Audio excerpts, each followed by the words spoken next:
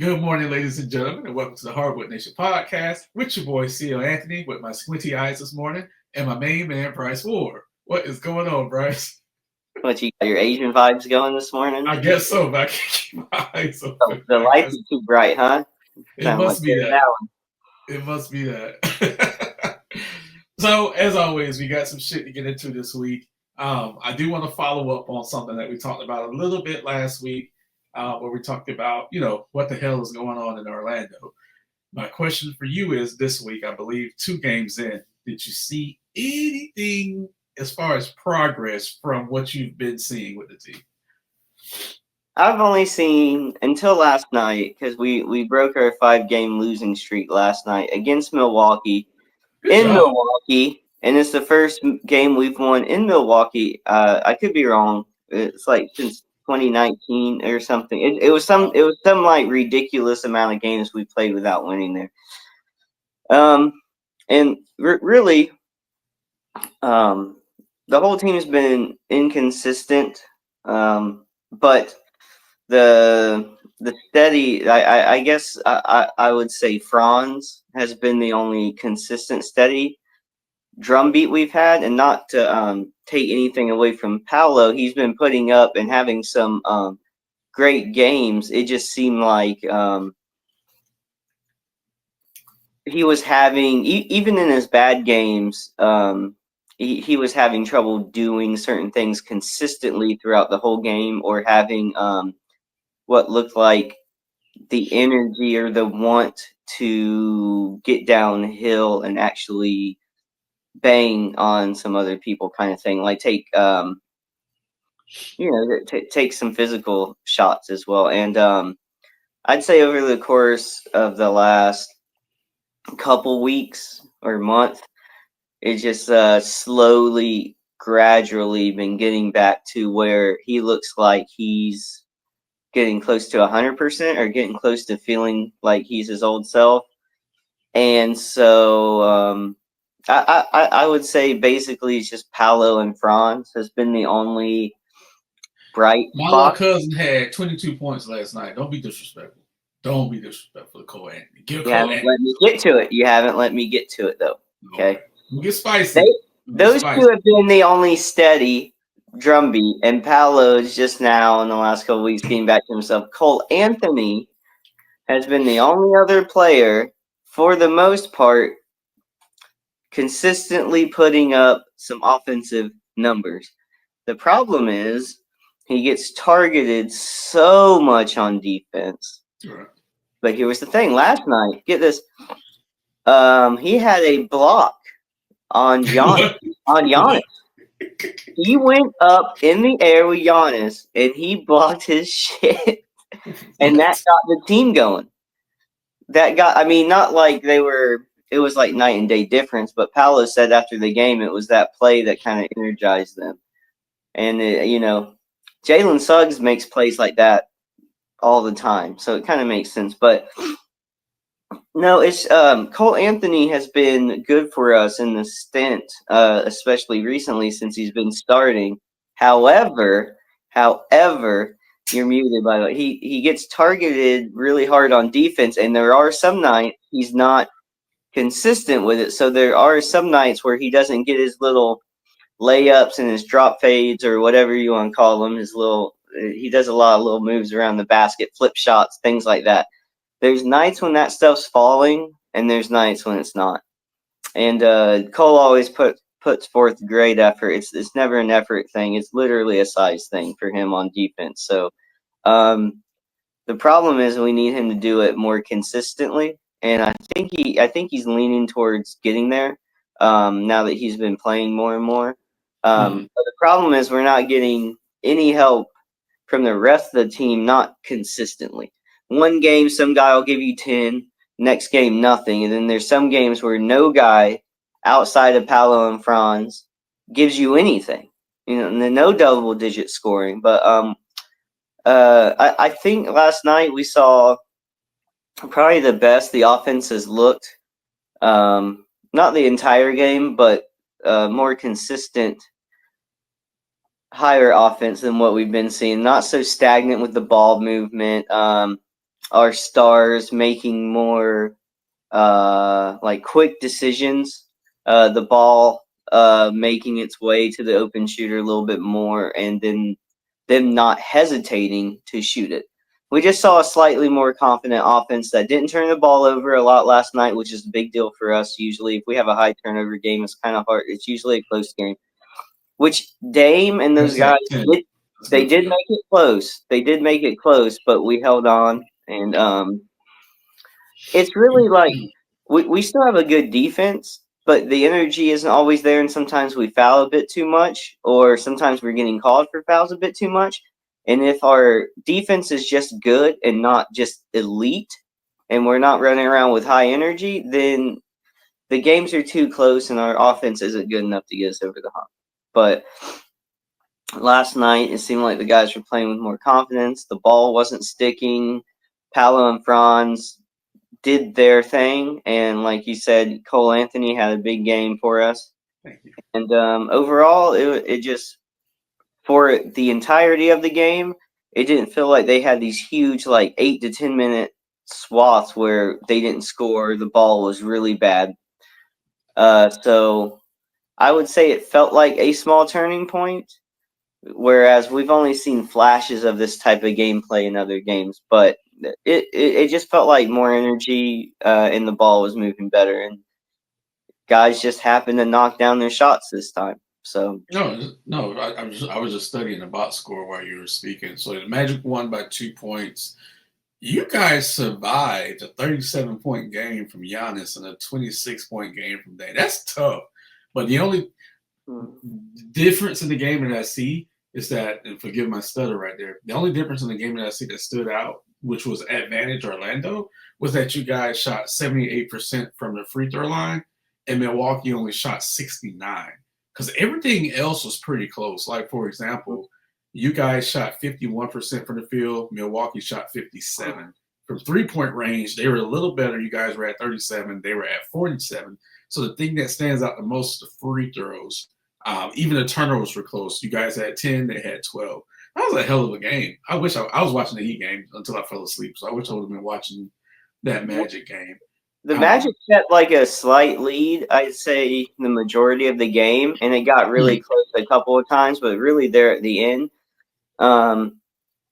Dame was doing Dame type things, and most of their offense were coming from mostly those two guys, and we did as good of a job I feel like you can on Giannis. You just make him a little uncomfortable, send him to the line. You know, you don't want to send Dame to the line, one of the best free throw shooters in the league, if not the best, and then you have Giannis. So it's like, yeah, you want to send Giannis to the line, but it we still had a few moments down the stretch that we had to fight them off. They got closer than they really should have, but Dame got hot and started hitting those threes and made it closer. I was like, we're about to lose. With the way the last month has went, I was like, we're about to lose this game. I really thought they were going to lose. Dave, Dave, come on. We come on. We need you, bro. Come on.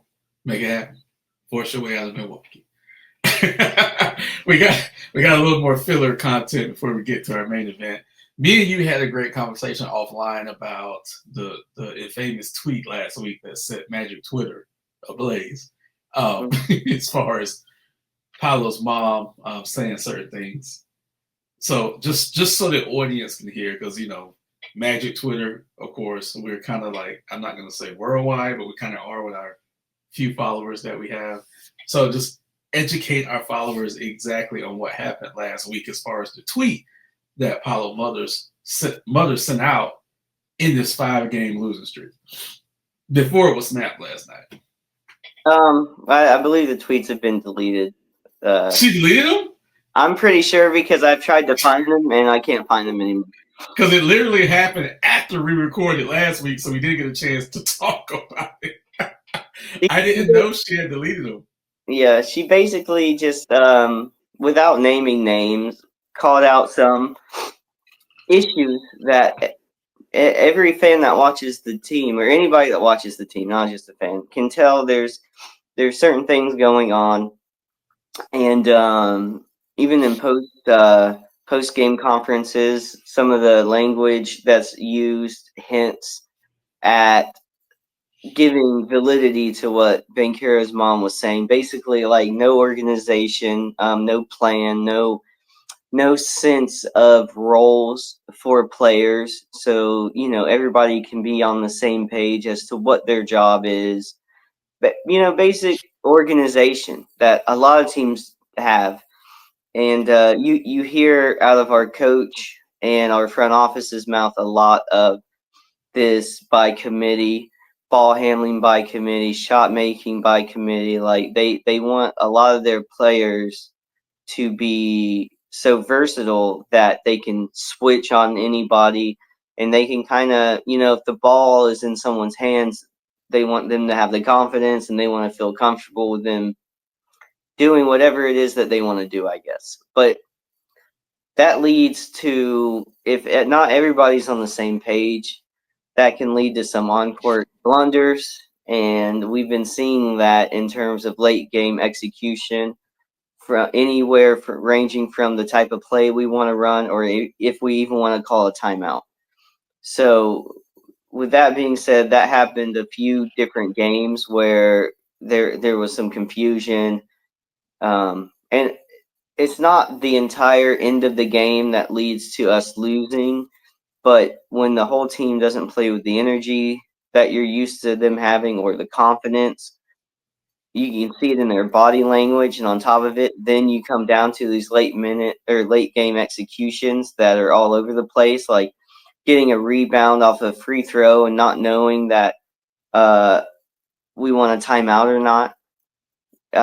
It's just little things like that happened, I'd say, but 3 to 4 games, something like that. Mm-hmm. And after one of the Toronto games of it happening again, Bankera's mom went to Twitter and basically, said what I said earlier, but in different wording. But like I said, not calling out names, but just calling out the confusion, the non-planning, those kind of things.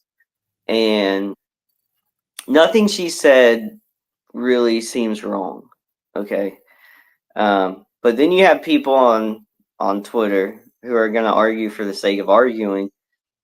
And there's someone who got on there, and I'll have to say didn't say anything, I would say, super disrespectful, wasn't cursing, but was just kind of calling out, I don't know if specifically the effort, but I'd say more like, if I remember correctly, the body language and some of the wording that Paolo has used to answer some of these post-game conference questions.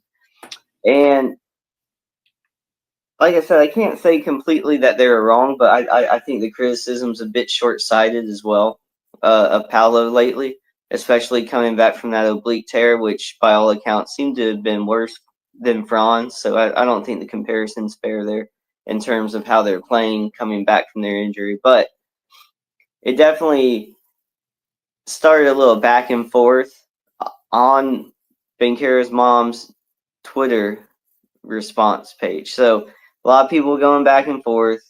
I don't think she got back involved in talking with anybody on there, but she had a few things to say, of course, like I said, and with the way Paolo's been talking, with the way the team's been playing, it just seemed like, there was bigger issues just because the mother is on there talking. Because obviously, if she's saying it, we're all in agreement. It's like you feel like Paolo's saying it, or at least these are talks that they're having behind the scenes that we're not privy to.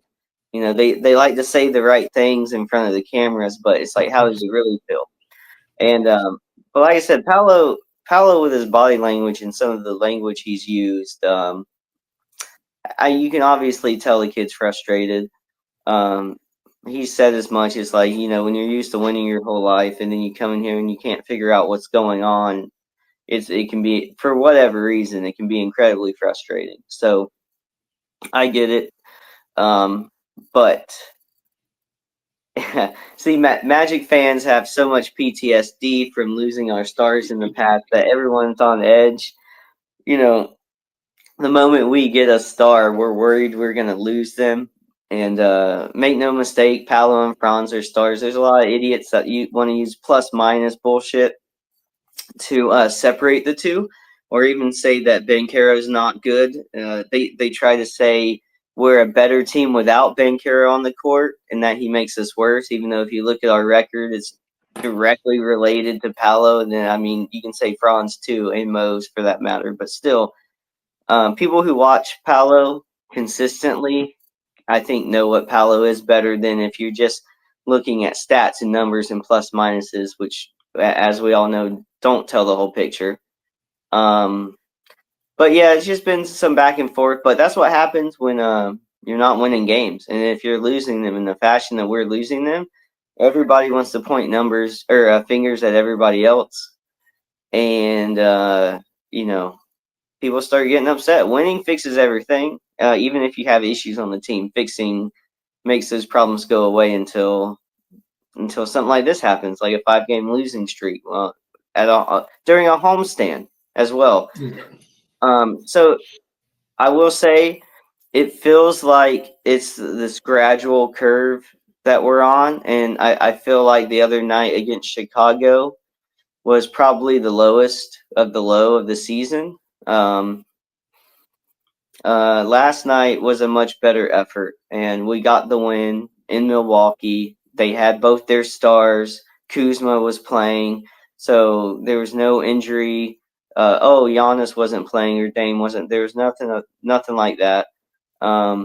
It's the best win we've had maybe in a couple months, I'd say. It felt that way. Paolo and Franz both are looking like they're fine now. Paolo said as much. I think the other night after a game, he's feeling better.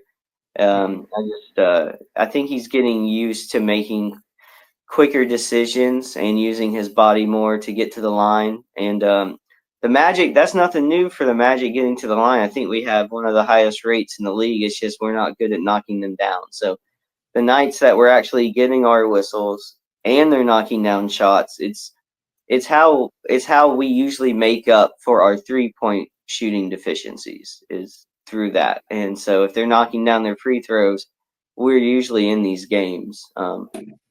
So it was nice to see they got back to that's normally how the Magic play, and that was nice to see.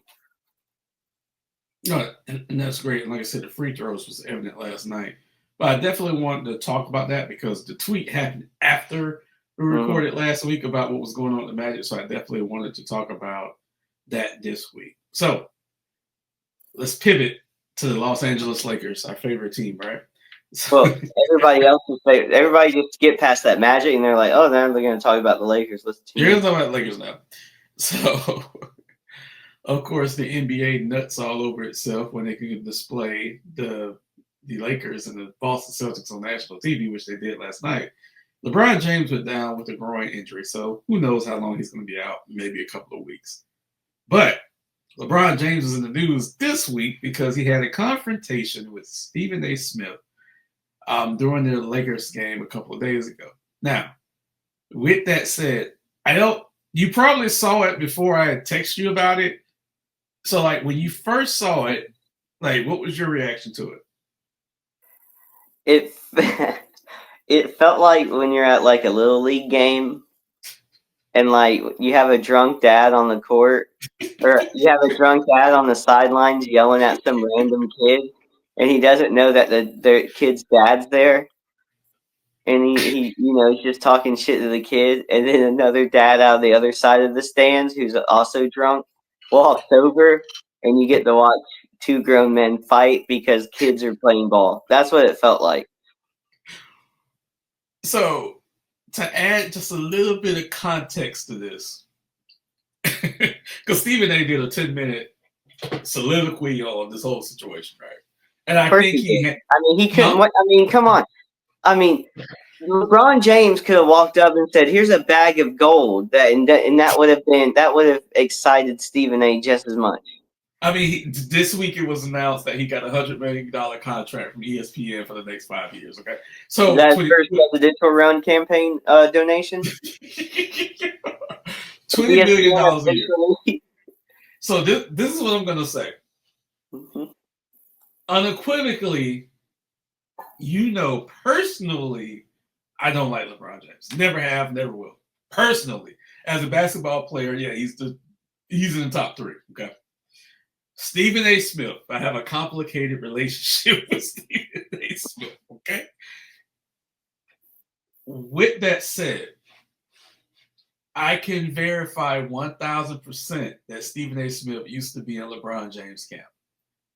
I don't know what happened, but around the decision time is when that split up. Like I said, I don't know why it split. With that said, LeBron James knows how to reach Stephen A. Smith. This wasn't the first time this season that they've been in the same vicinity, okay? So when I saw the clip, I said, okay, national TV game, you won a grandstand. I felt like LeBron was grandstanding because there was other avenues that he could have used to reach Stephen A. Like Stephen A. said, if he would have just called me, I would have flew out there and we could have had a conversation offline. So when I looked at it, I'm just like, here goes LeBron again, national TV game, wanting to show himself as this dominant alpha male, which we know that you never were. That's the way I took it. Now, I know Stephen A. said, hey, I wasn't talking to LeBron James, a basketball player. I was talking to LeBron James, the dad. But on Stephen A.'s side, he didn't say anything that no one else has said about Bronny and Bronny's situation and how Bronny got into the league. So how did you take the subject of the confrontation that we saw?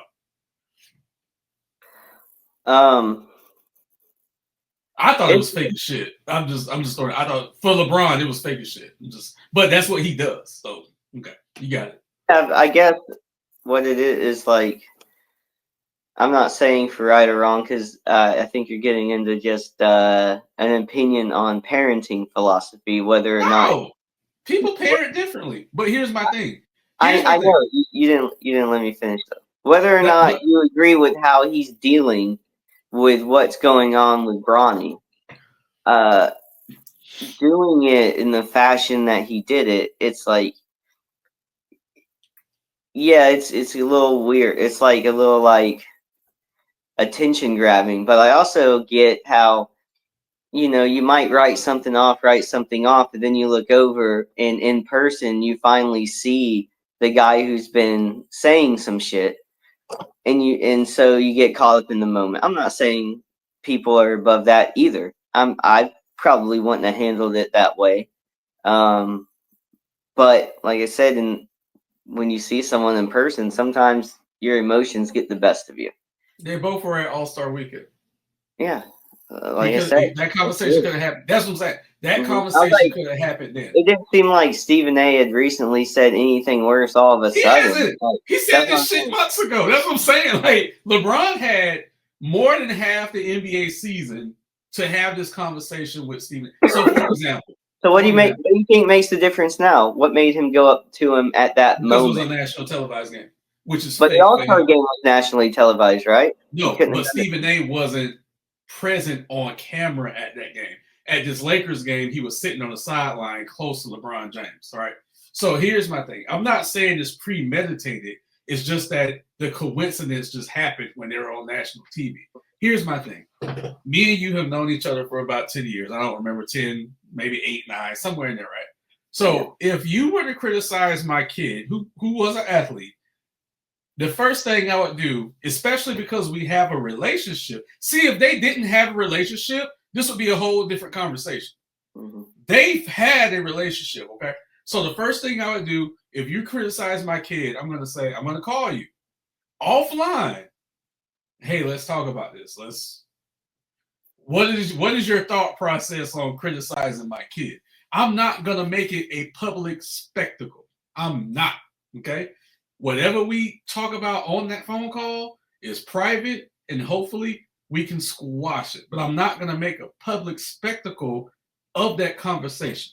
Every fucking thing in this guy's career has been public when some of the things didn't have to be public. Stephen A. Smith was a phone call away. Stephen A. didn't say anything that I didn't say about Bronny, that you didn't say about Bronny, that anybody else didn't say about. The kid shouldn't be in the NBA. Period. He shouldn't. He took a roster spot from someone else. So LeBron James, who used his power, I get it, to get the kid in the league, to get the kid a guaranteed contract, he should know. People aren't going to fuck with that. Mm-hmm. They're not going to fuck with that. So you're in a place where you're close to Stephen A. Smith, where you've been close to him before. You know him personally, but now you want to do it on national TV? It's bullshit. It's fucking bullshit. That is at this point though. Isn't that just what you expect?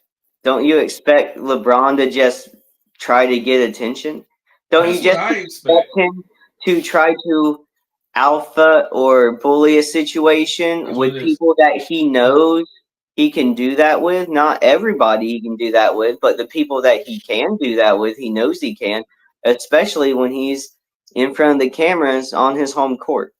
So I think LeBron James is very good at certain situations, at knowing when to take advantage of them. Like being Drake's buddy forever, but as soon as he's in California and everybody hops on the Kendrick wagon, which I don't blame him because I'm a Kendrick fan. But you know what I mean? Like I think more and more he looks at situations and he uses them, for his own gain. Whether you like it or not, or you think it's bullshit, or he's a big pussy kind of thing.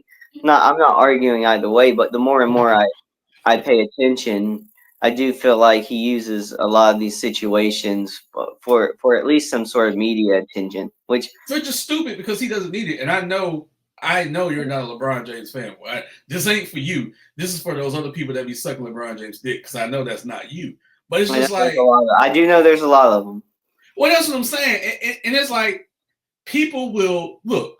God knows we're gonna get canceled for this. People will give away their kid to defend LeBron James, right? They would do anything in the world to defend LeBron. This is indefensible. Stephen A. Smith is a fucking a sideline reporter, former journalist. It's his fucking job to analyze the game. Anybody with two eyes can see that Bronny James does not deserve to be in the NBA. Hey, 2008, Ninth Court, Northeast, Winter Haven, Florida. LeBron, if you want to have a conversation, come see me. I will tell it to you in your face. I think that's maybe why he went up to Stephen A. is because he had a history with him. Because you can't just walk up to Stephen A. because of his criticism of Bronny, because it's been the same criticism that everybody has launched at Bronny. Because I get that. No, yeah. So that's what I'm saying. It's like maybe because he can't go at everybody for the criticism, and you have to have thick. To me, you have to have thicker skin than that if you're a professional athlete and you know the narrative of bringing your kid in. You also know everything around the situation, so you should know better than most. Yeah, I think he went up to Stephen A. because they have a history, because they know each other. But because otherwise, you can't be sensitive enough to where you're attacking everybody who's ever said anything about your son, because there's a lot of them. I'm gonna and sorry I don't have this Facebook profile on my computer so I can screenshot it. I have a friend I went to high school with, good, decent basketball player. He knows basketball. This is what he put on Facebook, and I responded to it, but I just want to illustrate what he put on Facebook. Bronny is a grown professional athlete. He will get critiqued as such. Mm-hmm. To confront a journalist/reporter is ridiculous. Unless he called him a B or something like that, he's not a child anymore. Okay? One response that was from another classmate of mine was, I'm a GOAT James fan. But that was so whack what he did. Yeah. He's in the league now. Speaking of Bronny, he's in the league now, bro. So that's a part of it. It's a bad look for sure. Okay. Hold on. I sent you that funny tweet from Bronny. I don't know if that was real or not, but it did make me laugh. That was kind of funny. Someone who I don't know on the same thread posted, "Disrespect my child. you will get disrespected no matter their age. I get it. You don't want nobody talking about your kids. So I do understand that. Okay. So this was my response to this. If we get censored, I don't give a fuck. We'll just start the podcast. This is my response to this. That nigga waited until he was on national TV so he could be seen as a fake ass tough guy. He always been bitch made. That was my response to this. It just like I said, you know from things I've told you, you know how I feel about LeBron James personally. Mm-hmm. I've never talked about LeBron James as a basketball player. He's great. Number 2 in a lot of people's eyes. But off the court, he's fake, he's phony, he's a pussy. And every chance I get, I'm going to highlight it, not for you, but for the people that feel like they need to suck his dick 24/7. No one can defend this. No one can logically defend this because the people that do defend this, they have a player that they talk shit about. You know what I'm saying? Mm-hmm. Everyone has a player that they talk shit about, but they will run to the masses to defend LeBron. It was just a bad look. As a man, like I said, especially if I know you and I've known you, you just make a phone call, bro. You just make a phone. Even if I'm in the same city as you, let's meet offline. That shit didn't have to be personal, bro. Now, do I believe where Stephen A. Smith said he wasn't planning on talking about it until he woke up and saw everything was viral? I don't know. That could be a lie too. But it makes LeBron look bad when he doesn't need to look bad, because we need to start transitioning to the point where we celebrate him, because realistically he's not going to be here much longer. He has to stop. He doesn't need to do this shit. He doesn't need to do it. He has all the clout. It won't matter. He'll get celebrated after he leaves. By who? The ones that's been sucking his dick for 20 years? Yeah, the same one. He has a pretty big fan base. It's enough.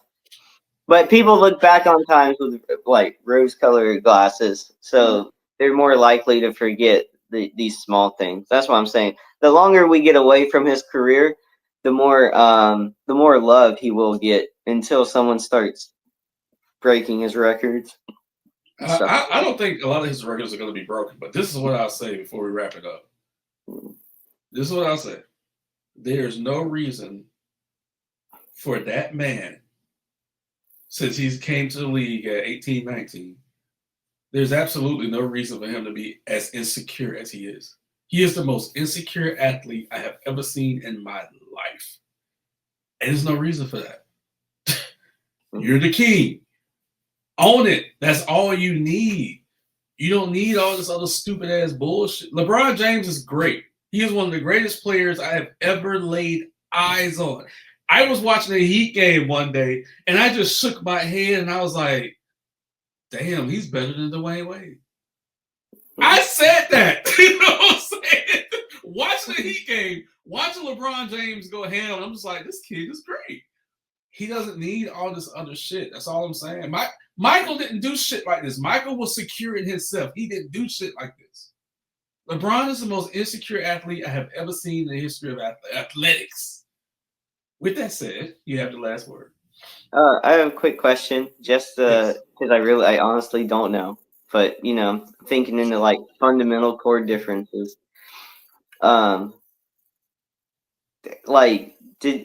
don't remember people pointing out Jordan ever doing anything like this, right? He didn't. Right. Jordan had a pretty good relationship with his father, right? Like, yes. Were they close? Yes. Yeah.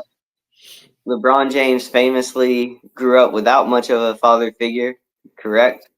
Yes. I mean, his mother was a hoe. Let's just be real about it. But continue. Yes. Well, what I'm getting at is the missing of the father figure always being around and kind of setting the tone for maybe how you should handle situations. I will give you that. I will give you that. That is not his fault. That is a deeper generational issue. I will give you that nugget. Sometimes I'm not saying that it's the end all be all difference maker. There's definitely people without fathers that don't act out in this way. I'm just saying it's one of the few things I've thought about. Yes. Is like in terms of how Jordan grew up and what, because when you get these, I mean, generational talents. I Right. mean, you can look at their physical gifts and get why, but there's a mental side of it as well. Mm-hmm. Because to get where LeBron James has been takes incredible discipline and incredible determination, all these things. But there has to be something different, of course, that makes a person who they are. And I just wonder if that's one of the defining major differences in how they handle situations. Is just that type of figure being around or not being around. That is a possibility, but I'll leave you with two things because what you said is the absolute truth. There's a great number of NBA players that didn't have their fathers around that don't act as insecure as LeBron James. One.